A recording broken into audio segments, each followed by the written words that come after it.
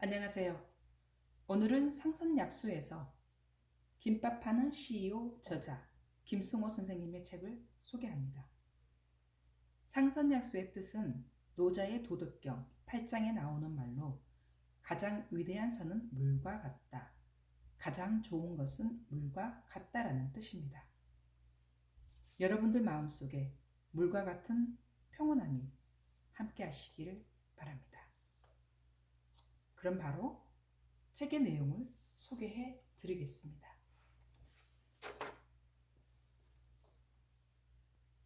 저자 김승호 1964년 충남 장항에서 태어났다. 1987년 중앙대학교 재학 중 가족과 함께 미국으로 이민을 떠나 미국에서 선물 딜러, 마을 신문 편집장, 한국 식품점 편의점, 유기농 식품 유통회사 등을 경영했다.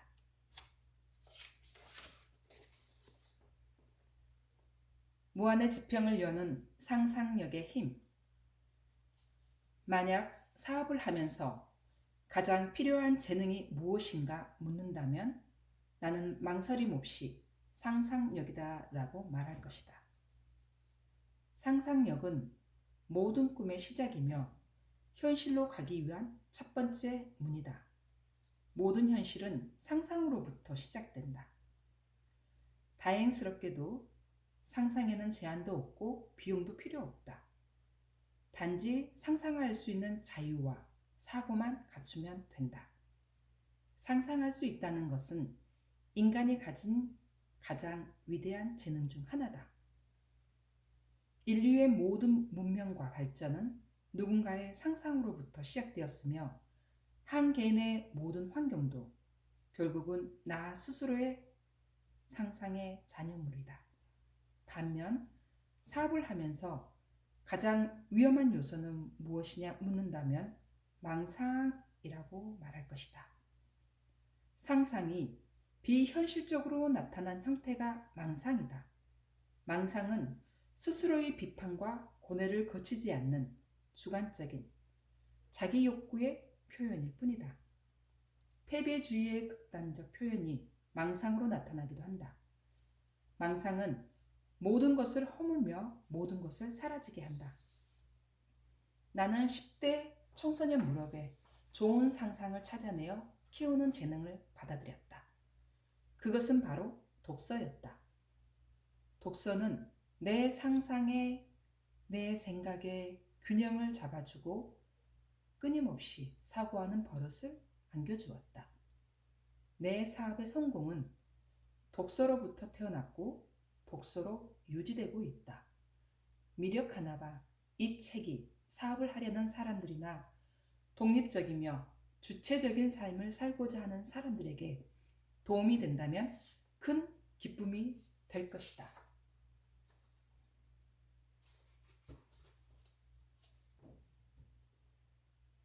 김밥 파는 CEO. 무일푼에서 700억 기업체를 키운 비즈니스 지혜. 이 책은 나의 가치를 끝까지 믿어준 아버지와 어려울 때마다 내 편이 되어준 아내에게 특별한 감사의 마음을 담아 쓰였습니다. 자본 없이 인수한 사업체의 매출이 50% 이상 떨어지자 하루 종일 심장만 벌렁거리고 스트레스로 인한 원형 탈모증으로 털 빠진 사자 모양이 되어갔다.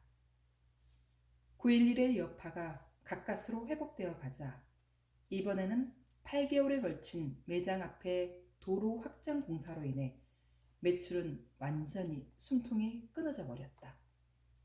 그렇게 세 번째 사업의 실패를 인정하던 날 나는 모퉁이 구석 길가에 차를 세워놓고 귀를 막은 채 소리를 질렀다. 그리고 집으로 돌아가 아내의 무릎에서 애처럼 물었다.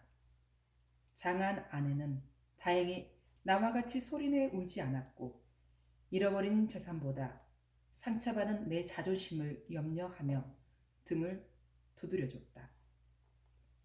그 후 실패는 반복됐지만 패배는 반복되지 않았다. 빈센트 반 고흐는 이렇게 말했다. 모든 어려운 상황 속에서도 나는 다시 일어설 것이다. 나는 커다란 난간 속에서 버림받은 내 연필을 접어들 것이다. 그리고 나는 데센과 그림 그리기를 계속할 것이다. 결국 모든 거래는 시간이 많은 자가 이기게 되어 있다. 흔히 거래나 흥정은 돈이 많거나 힘 있는 사람이 이기는 것으로 알지만 사실은 시간 많은 사람이 항상 이기는 게임이다. 주식시장에서 가장 힘이 강한 돈이란 있어도 그만이고 없어도 그만인 돈이다. 그런 돈은 시간 제약을 받지 않기 때문이다. 크로거는 미국 내 최대 식품 유통회사다. 이러한 거대 식품 유통회사와 거래를 맺자면 부처님과 같은 인내심이 필요하다. 기다리는 것은 쉬운 일이 아니었지만 대가를 생각하면 즐겁게 기다릴 수 있었다. 나의 중요한 욕구를 누군가 충족시켜 주길 원한다면 그 누군가가 바라는 것을 찾아내거나 만들어서 내가 그를 위해 일하는 것이 그의 이익에도 부합된다는 사실을 이해시키는 것이 최선이다. 결국 나는 크로고라는 거대 기업가의 거래에서 그들을 이길 수 있었다. 2005년 5월 크로고로부터 휴스턴 북쪽에 1960 매장을 처음 받았다. 우선은 가장 먼저 작업대 위치 변경을 요청했다. 한 번에 대여섯 사가는 고객도 생기고 특별 주문하는 고객도 나타나기 시작했다. 나는 크로고 점장에게 한 가지 흥미로운 제안을 했다. 통로에 자리를 조금만 달라고 요청했다. 효과는 즉각적이었다. 고객이 상품을 접할 수 있는 기회를 가능한 대로 많이 늘려주는 게 전부였다. 이렇게 간단한 일을 아직까지 아무도 시도하지 않은 덕에 나는 경쟁자들을 누르고 기회를 잡을 수 있었다. 김밥 사업에 자신이 붙자 인수하고 싶은 회사가 생겼다. JFE는 업계에서 경험이 많고 오랜 역사를 자랑하는 회사로서 미국 내 여러 주의 수백 개의 매장을 미국 슈퍼마켓 안에서 운영하고 있었다. 나는 이 업종이 조만간 급격히 성장하리라는 것을 짐작할 수 있었다. 나는 커다란 파도가 있는 바다에서 다음번 파도가 올라오는 지점에는 반드시 고기가 함께 있다는 것을 알아낸 갈매기 같은 심정이었다. 내게 있는 돈은 고작 $2,300였다. 결과를 미리 말하자면 나는 그에게서 인수받은 나머지 매장을 분석해 이익이 안 나오는 매장은 폐쇄하고 가능성 있는 매장은 새로운 방식으로 운영하면서 가맹점주들에게 분양금과 가맹비를 받아 모은 대금으로 8개월 만에 $2,300를 뺀 잔액을 전부 지불했다. 물론 1년 후에 미국의 북부 지역 매장도 같은 방식으로 구매하고 대금을 지불했다. 중국인 사장과 나는 시장의 가치를 이해하는 방식이 달랐을 뿐이다. 결국 이 거래는 그에게도 이익이었고 나에게도 이익이었다. 김밥이 아니라 김밥 파는 시스템을 팔아라. 1980년대 초 젊은 사업가로서의 3대 요소인 배짱, 아이디어, 건강한 다리는 있었지만 진짜 사업가의 3대 요소인 자본, 경험, 기술이 없었던 나는 2달 만에 첫 번째 사업을 접었다. 이민 가기 위해 비행기를 타던 날, 내 이민 가방은 온통 책이었다. 무거운 가방을 들고 공항 터미널을 빠져나오면서 내 언젠가 이 가방에 있는 책만큼의 돈을 벌어보겠다는 생각을 했다. 흑인 동네에서 처음 일할 때는 콜라를 싸게 팔아 돈을 벌었다.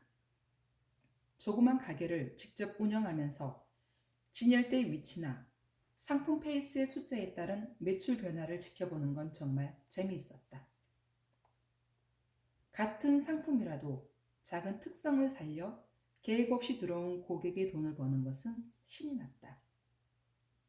이런 마케팅과 상품에 대한 관심은 이어졌다. 겨우 요만한 자리를 갖고도 요리사를 보내 김밥을 만든다면 김밥 자체는 상품성이 좋은 것이다. 만약 판매 형태에 대한 보완과 이게 가능하다면 이 제품은 엄청난 잠재력이 있다는 결론에 도달했다. 김밥은 샌드위치나 햄버거보다 숫기는 없지만 아름답고 고왔다. 미국 사람들은 어떻게 밥 속에 김을 넣었는지 항상 궁금해했다. 나는 매장을 복도로 끌어내고 요리사의 옷을 눈에 띄고 기품 있는 검은색으로 바꿨다. 그리고 김밥 만드는 광경을 직접 볼 수 있도록 유리로 칸막이를 만들었다. 요리사들이 능숙하게 김밥을 만들고 썰고 포장하는 모습은 흥미롭게 지켜봤다. 요리 과정이 쇼가 된 것이다. 비즈니스를 키우는 것도 결혼 생활과 별반 다름이 없었다. 미국에서 처음 몇 년 동안 온 가족이 조그만 식품점을 운영하면서 주말도 없이 1년 내내 일하는 상황이 이어지고 있었다. 단순히 주말을 가질 수 있을 것 같은 생각에 친구와 동업을 시작한 컴퓨터 조립 회사는 몇 개월도 못 버티고 문을 닫았다. 두 번째는 몇 명이서 조그만 증권 거래 회사를 차렸다. 주식과 선물에 직접 투자했다가 몽땅 날리고 말았다. 세 번째는 시커스라는 유기농 식품 회사를 시작했다. 사업은 정상 궤도에 오르는 듯했으나 타이타닉호가 암초를 만나 침몰했듯이 내 사업 역시 9.11 테러라는 암초를 만나고 며칠이 지나지 않아 급격히 흔들리기 시작했다. 나는 이제 무엇을 할 수 있을까?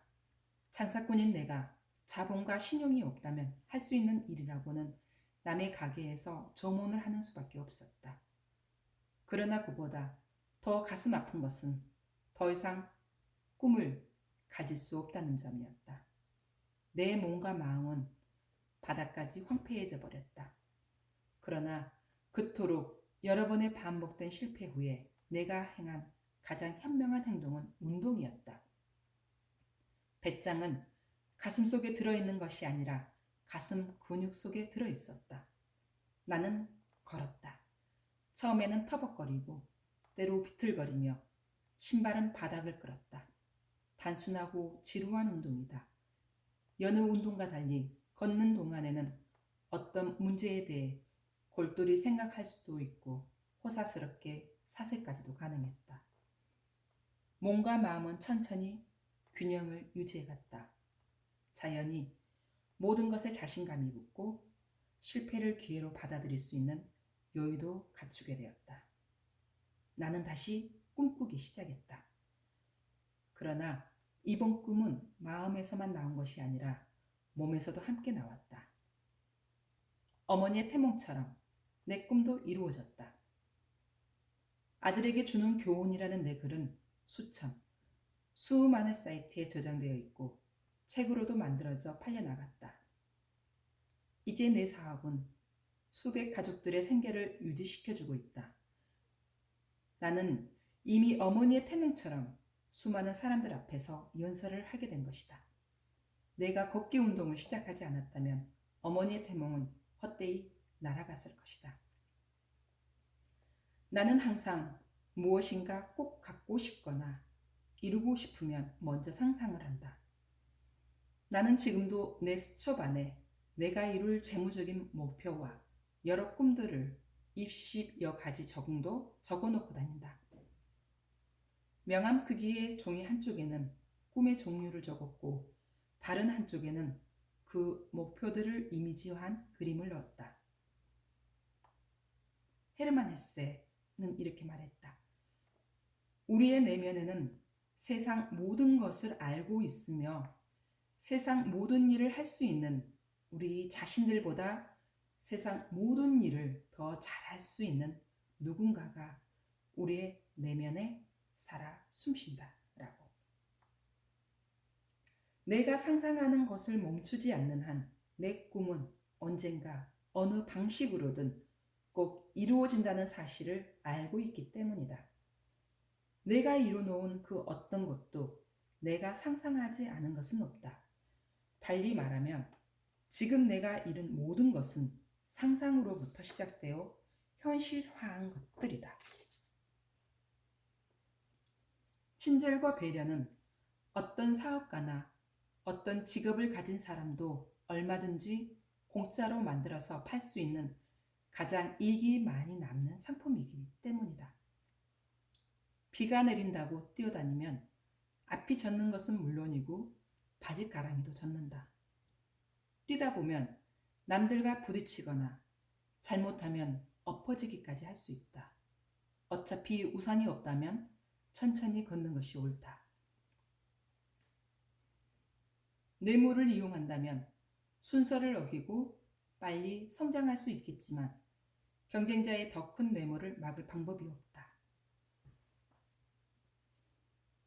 게임이 공정해야 승복도 확실해진다.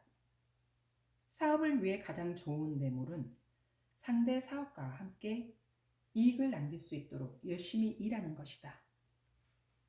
도시락 김밥은 갑자기 빨강, 파랑, 노란색의 컬러 제품으로 바뀌며 입체감이 살아나기 시작했다.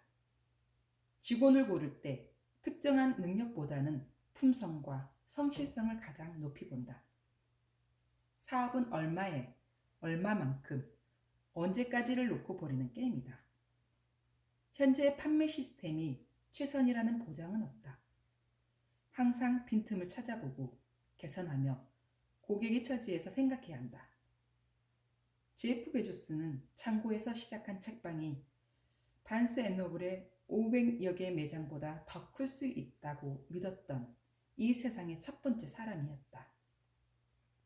그의 믿음이 실현되는 것을 보고 나서 그와 같은 믿음을 가진 자들이 수없이 많이 생겨났기에 신화는 옛날 이야기 속에만 존재하는 전설이 아님을 알 수 있다.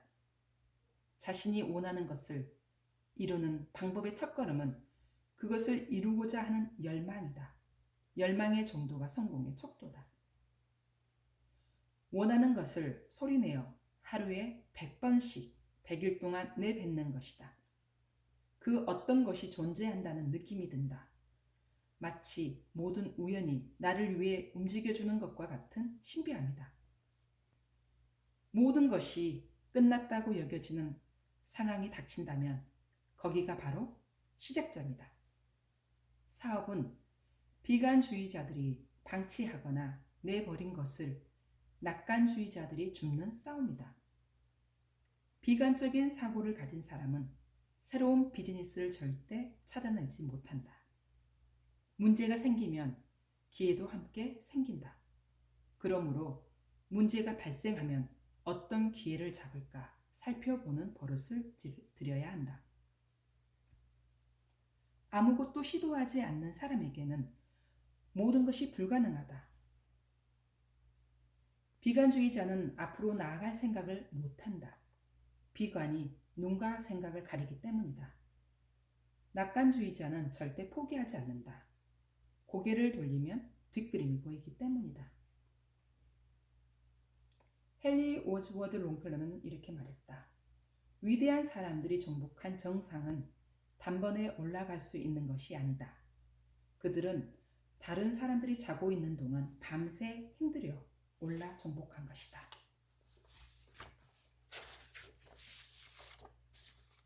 사람이 성실하면 다른 것은 별로 문제가 되지 않고 반면 성실하지 않으면 모든 것이 문제가 된다. 생산자는 절대로 자신의 전문적인 지식을 이유로 소비자를 과소평가하면 안 된다. 역사를 돌이켜보면 대중의 결정이 항상 옳았던 것은 아니다. 역사는 언제나 소수의 괴짜들에 의해 변화의 물꼬를 만들었고 그 변화는 새로운 기준을 제시하며 세상을 지배하다가 또 다른 괴짜들에 의해 발전을 거듭하는 일을 반복해 왔다. 그들은 일반 대중이 보지 못하는 문화나 사상의 변혁을 알아냈다. 요즘 언어로 말하면 그것이 바로 트렌드다. 부자들은 큰 비용 못지않게 작은 비용들을 철저히 통제함으로써 부를 유지하고 있는 것이다. 작은 일을 소홀히 생각하는 사람은 큰 일도 소홀히 다룬다. 성공은 위대한 일을 행하여 갑자기 얻는 것이 아니라 큰 성공은 작은 성공이 모여 생기고 작은 성공은 사소한 일을 놓치지 않음으로써 생긴다. 적이 없는 사업은 성공도 없다. 운은 아무나 잡을 수 있도록 날아다니지만 누구에게나 보이지는 않을 뿐이다. 행운은 특별히 나를 향해 곧바로 날아오지 않는다. 그래도 다행스러운 것은 행운이 의외로 많이 떠다닌다는 것이다. 행운을 잡으려거든 행운을 볼 수 있는 방법을 먼저 배워라. 자신에게 아무런 이득 없이 당신에게 돈을 벌게 해주는 사람은 이 세상에 아무도 없음을 항상 상기해야 한다. 돈도 주인의 인격과 같은 인격을 지닌다. 인격을 지닌 돈이야말로 인생 끝까지 간직할 수 있으며 삶의 가치를 높여줄 것이다. 어떤 돈은 사람을 바보로 만들지만 어떤 돈은 사람이 바보가 되는 것을 막아준다는 점을 확실히 알아야 한다. 사장은 항상 가능성 많은 인재를 찾으려 노력한다. 사람이야말로 재산이라는 것을 알고 있기 때문이다. 임마누엘 칸트는 이렇게 말했다. 행복의 원칙은 첫째, 어떤 일을 할 것. 둘째, 어떤 사람을 사랑할 것. 셋째, 어떤 일에 희망을 갖는 것이다. 헬런 켈러는 이렇게 말했다. 행복의 문 하나가 닫히면 다른 문이 열린다. 그러나 우리는 대개 닫힌 문들을 멍하니 바라보다가 우리를 향해 열린 문을 보지 못한다. 이 세상에 그치지 않는 비는 없는 법이다. 위기가 닥치면 흔히 세 가지가 따라온다. 슬픔과 걱정과 불안이다.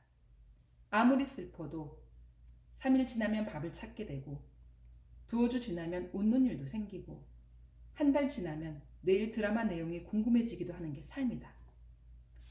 슬픔에 자신을 가두는 것은 현실 도피일 뿐이다. 이 세상에서 인간만이 유일하게 생각을 바꿈으로써 마음의 행복을 드릴 수 있는 생명체다. 마음을 고요히 하고 위기를 자세히 들여다보면 반드시 그 뒤에 기회가 숨어 있다. 위기에서 기회가 만들어지는 것을 믿는다면 걱정도 슬픔도 불안도 당당하게 받아들여야 한다.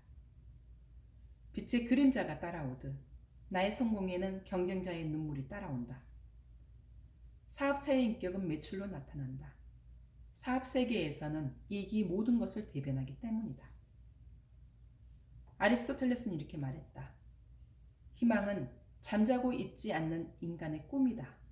인간의 꿈이 있는 한 이 세상은 도전해 볼 만하다. 어떤 일이 있어도 꿈을 잃지 말자. 꿈을 꾸자. 꿈은 희망을 버리지 않는 사람에게 선물로 주어진다. 라고. 광고 속에는 세상이 숨어 있다. 영리하게 세상을 바라보면 이익을 볼 수 있고 방심하면 여지없이 당한다. 돈을 버는 목적 가운데 가장 큰 이유를 꼽으라 하면 나는 자신 있게 게으르기 위해서라고 말한다. 나는 기업의 이념을 게으르기 위해 부지런하고 나의 시간을 사기 위해 일한다라고 정해놨다. 끊임없이 새 지식을 습득하기 위해 책을 읽고 조용히 앉아 사색하길 권한다.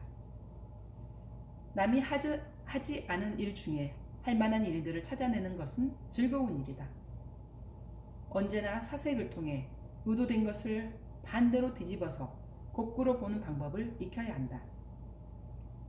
사업 대부분의 중요한 결정은 직감에 따라 이루어진다.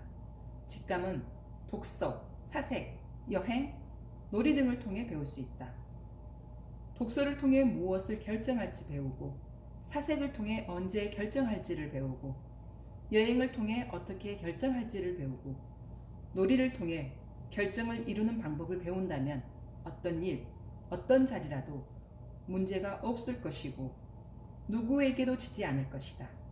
이것이 학교 성적에 따라 인생의 성공 순위가 정해지지 않는 이유다.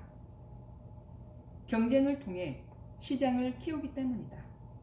경쟁 없는 시장에서의 사업가는 정적 없는 독재자처럼 결국엔 도태되어 버릴 수밖에 없다.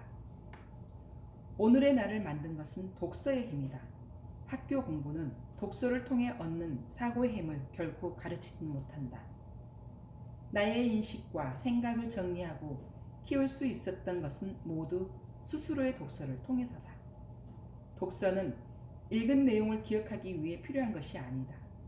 독서는 이미 세상을 떠난 위대한 학자들을 스승으로 모시고 공부할 수 있는 유일한 기회다. 그런 기회를 통해 나의 사고와 인식의 경계는 넓어져 갔다. 독서는 나를 스스로 생각할 수 있는 독립적 인간으로 키워냈다. 독서 습관을 가진 이후로는 늙어가는 것도 기쁘다. 죽기 전까지 항상 무엇인가 할 일이 있고 언제까지고 배워나간다는 행복을 간직할 수 있기 때문이다. 오늘도 나는 책이 만드는 기적을 본다. 바로 인간을 바꾸는 것을 보기 때문이다. 감사합니다.